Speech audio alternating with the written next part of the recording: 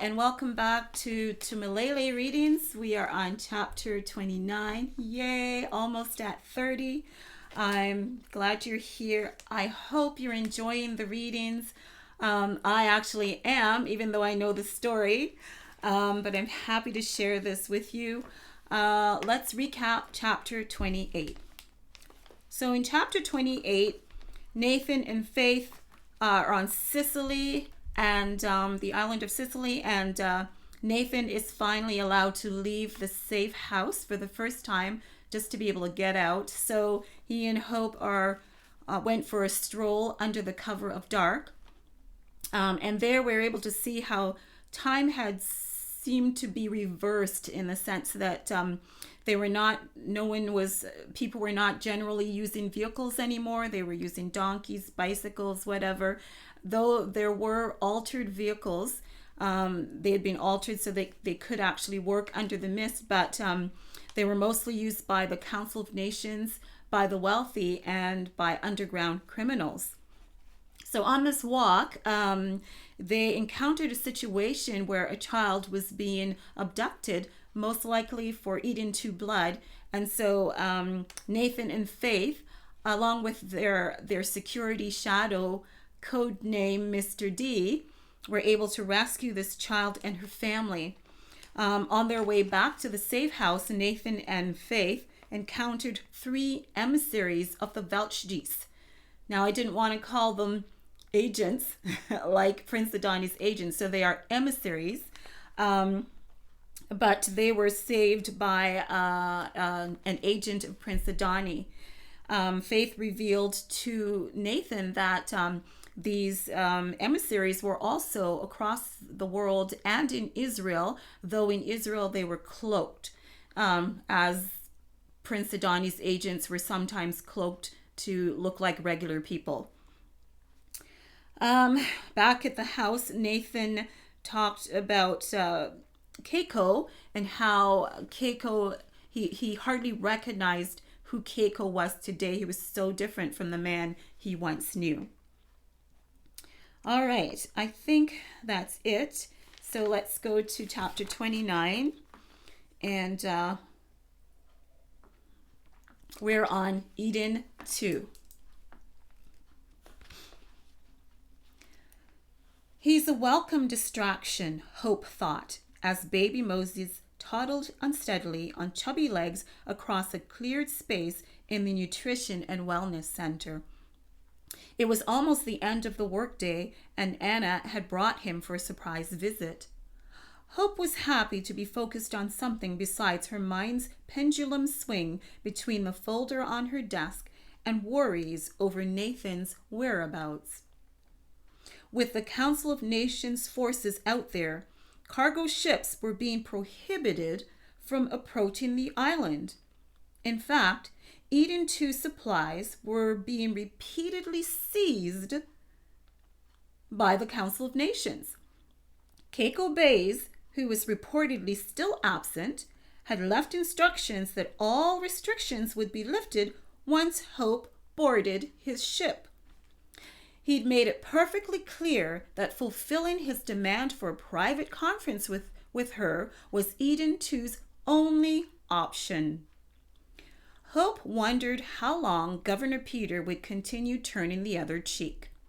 Eden 2's crop produce were still being shipped to the rest of the world. She guessed he probably continued because he knew it would be the poor and innocent who would suffer most. The Council of Nations and the wealthy would just keep benefiting from Israel's massive food production. Good boy, Anna cheered. She was following baby Moses around the room, enthusiastically on guard should he take a tumble. Since his first steps a few weeks ago, falls had become the norm for him. But he'd lost the stunned look he used to have after each tumble. Now he seemed to take it as a matter of course. Our baby is walking. Anna gasped as the padded bottom hit the tiled floor once again. Baby Moses laughed gleefully, then placed chubby hands down to push himself up. Hope finally gave up on reviewing her notes for the upcoming gathering when she and Boa would address the population of Eden 2 regarding the future. Over the last few days, Agios had repeatedly taken her and Boa aside to spend some time each day in counsel with him. "Good boy," Anna cheered again, joining baby Moses in clapping after he'd risen from yet another fall. Suddenly, he stopped clapping and turned his head. Grabbing Anna's offered hand, he attempted to rise on tiptoes, trying to see Hope. Hope leaned over her desk so he could see her. His eyes were wide and clear. He grinned, showing several baby teeth, 2 above and 2 below. He was so cute, sporting a bright red jumper that hung loosely on him. It wouldn't be long before he filled it out. "Hello, precious boy," Hope greeted, smiling widely. He chortled happily, clapping again. Hope got up and went over to him. Stooping to his level, she lowered her head to his. "Yes, I see you walking, you big, brave boy." She cupped his cheeks before pressing a kiss to his forehead. He wiggled, then reached for her mouth with wet hands. "He feels a little warm," Hope said, as she allowed his curious fingers to explore her face. Baby Moses babbled as if agreeing with her.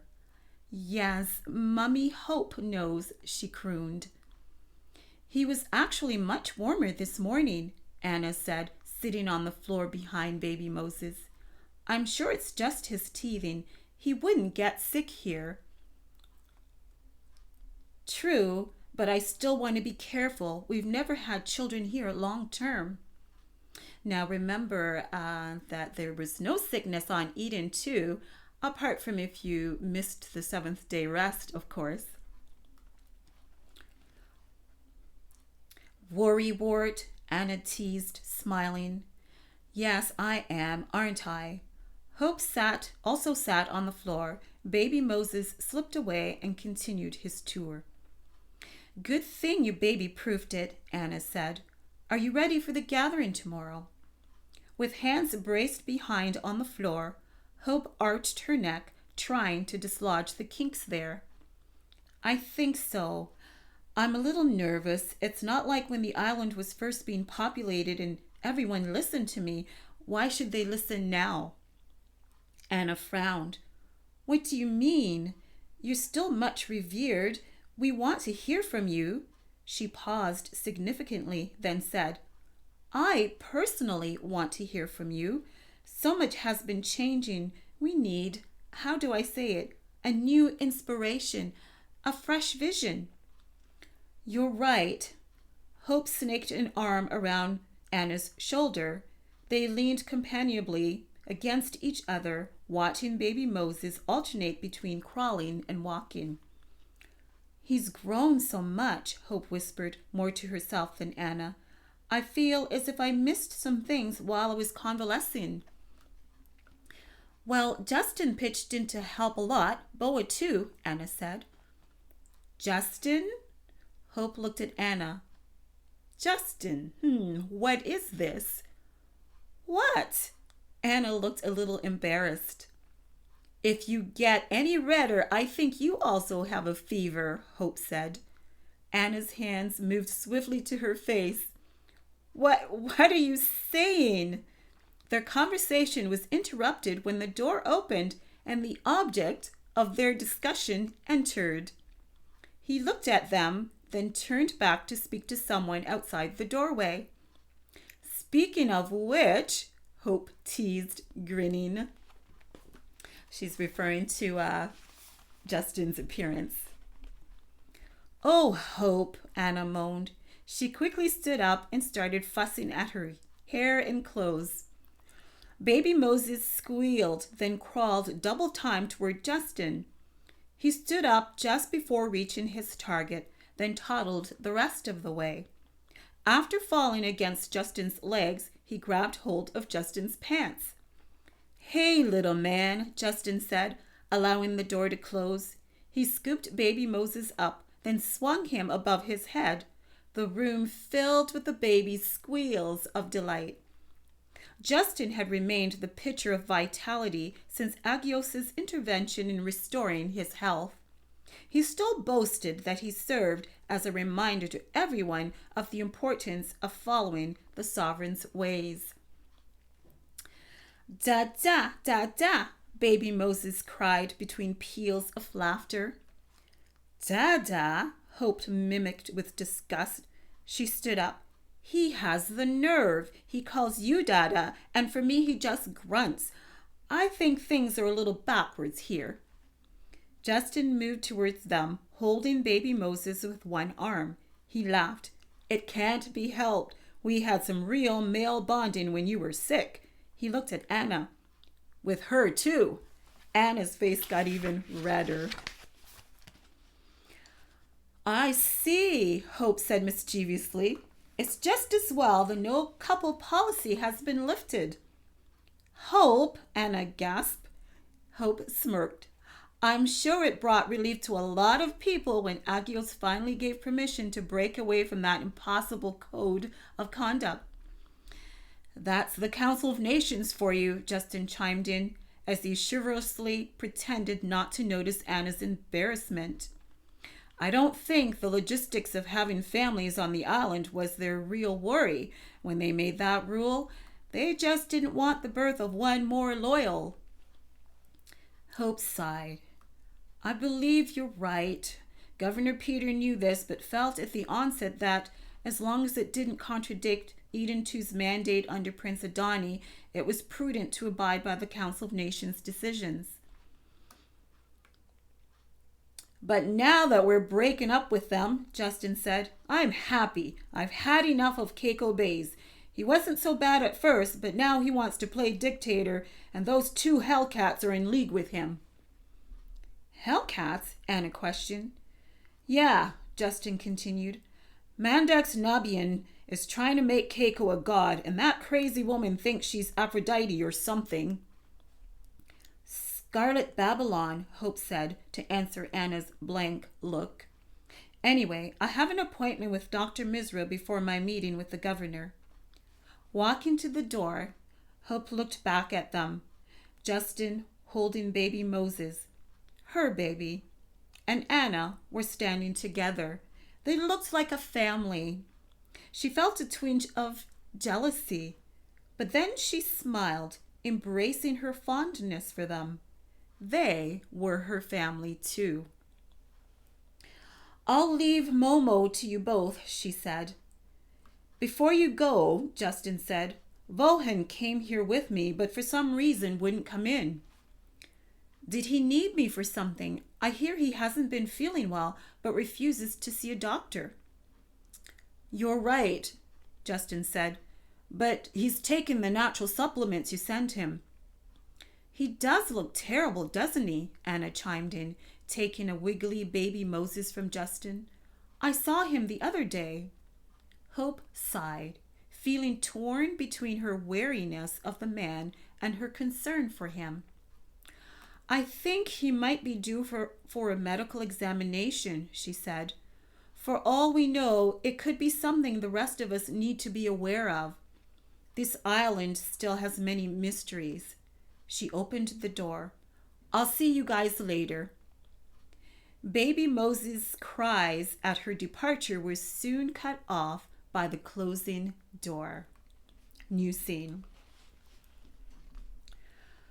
Well, you're in perfect health, as I'm sure Dr. Mark has told you, Dr. Misra said to Hope. She closed the file in her hand, then laid it across her lap. They were on stools facing each other in Dr. Misra's office. Dr. Misra seemed tired, with dark circles around her eyes. Hope felt sympathy and a twinge of guilt. The powers of Eden II were being shaken. Now added pressure came at everyone's expense because of Keiko Bay's obsession. Do you still have no new memories of your time beyond the patch? Dr. Misra said. That's beyond the mist patch. Hope smiled apologetically. I'm sorry, Dr. Misra. I still can't remember details. Prince Adani had said as much. Whenever Hope tried to remember, a great wistfulness filled her. After she'd recovered and was filled with joy, Agios had counseled her how to avoid a relapse. He had said, "My essence was birthed in you when you first committed to follow Prince Adani. However, you must believe it and strive to develop it. No matter the circumstance, you are able to access it. I'm always here to help you. Hold on to joy." At the time, Hope had asked, "Other than joy, what other things?" She had been told to hold on to love, peace, patience, kindness, goodness, faithfulness, gentleness, and self-control. "I still have a great sense of my time in Jennies," she told Dr. Misra. "I still feel the love of my parents and uncle. I have a remaining impression of unimaginable beauty and peace, boundless space, but at the same time intimacy. Others there were all part of the seamless working of it all." "Seamless working?" Dr. Misra asked, youthful curiosity brightening in her face. "Yes," Hope said. Like the seamless, endless work of the universe, filled with energy and mystery, all flowing from him." "Who?" Dr. Misra asked. "Sovereign Emperor Agape. For some reason I do remember his name. There's no other memory of him since I couldn't see him, but if Prince Adani hadn't shielded me, I would have been consumed." "Consumed by the Emperor?"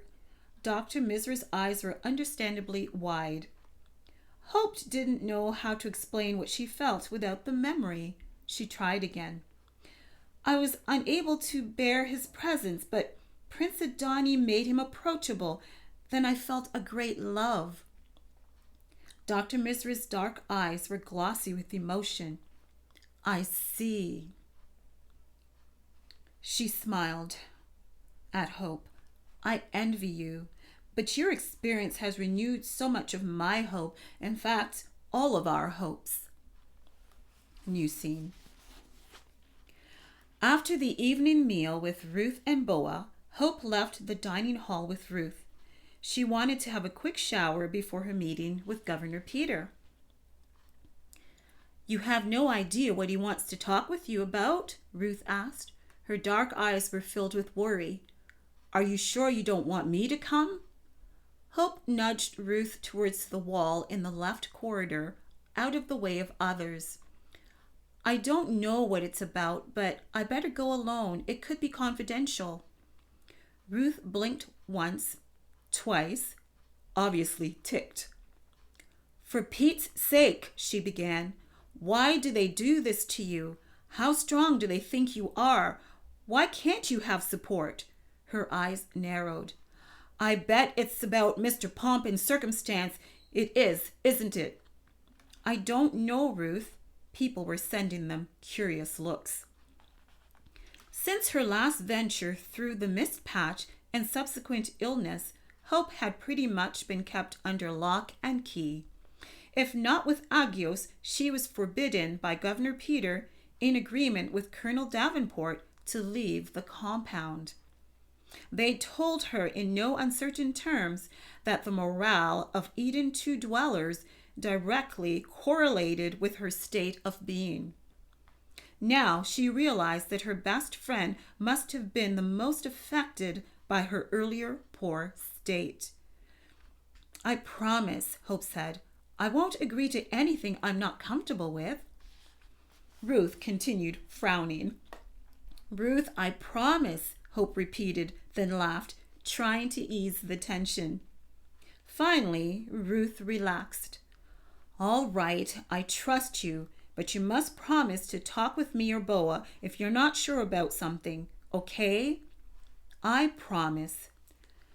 "Okay," Ruth said. "Afterward, let's visit Lucas and Cree." They headed for the door leading to the women's dorm. Yes, let's, Hope said. I'm so glad Lucas is doing better. It's been weird not bumping into them around the island, especially with Cree refusing to leave his side. Ruth laughed. I confess, I actually miss bailing them out of trouble. Everybody misses them, Hope agreed, then grinned before adding, but let's hope you don't live to regret that statement. New scene. Hey, Mr. Boa, is it true you cried? Lucas was looking up at him curiously. Boa adjusted the pillows behind Lucas's head. Who told you that? Excuse me. It was Lucas's first night back in the small room he shared with Cree. Their wooden twin beds were separated by a small bedside table with a wrought iron table lamp. A ceiling-to-floor wooden shelving unit covered the wall across from the bottom of their beds and was filled with clothes, personal items, sports equipment, and other odds and ends. 2 desks facing each other filled the space at the outer wall by the window and were burdened with 2 laptops and various school books that had been untouched for weeks. Don't look at me. I didn't tell him, Cree said, laughing as he straightened the bed covers over Lucas's bony knees. He was the one crying, Boa said, pointing at Cree. I heard somebody crying, Lucas said, laughing. Their laughter was like medicine. How their silliness had sometimes irked him in the past, but now Boa couldn't get enough of it. Cree went over to his own bed and sat on the side.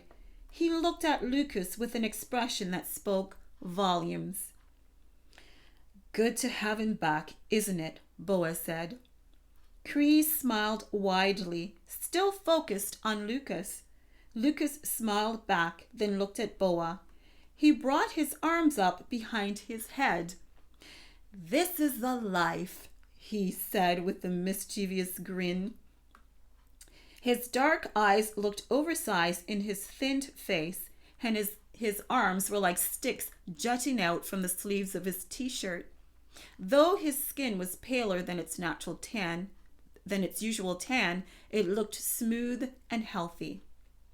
Feeling okay? Boa asked, sitting on the side of Lucas's bed. Lucas lowered his arms and straightened up. Agios is one scary dude, he grimaced.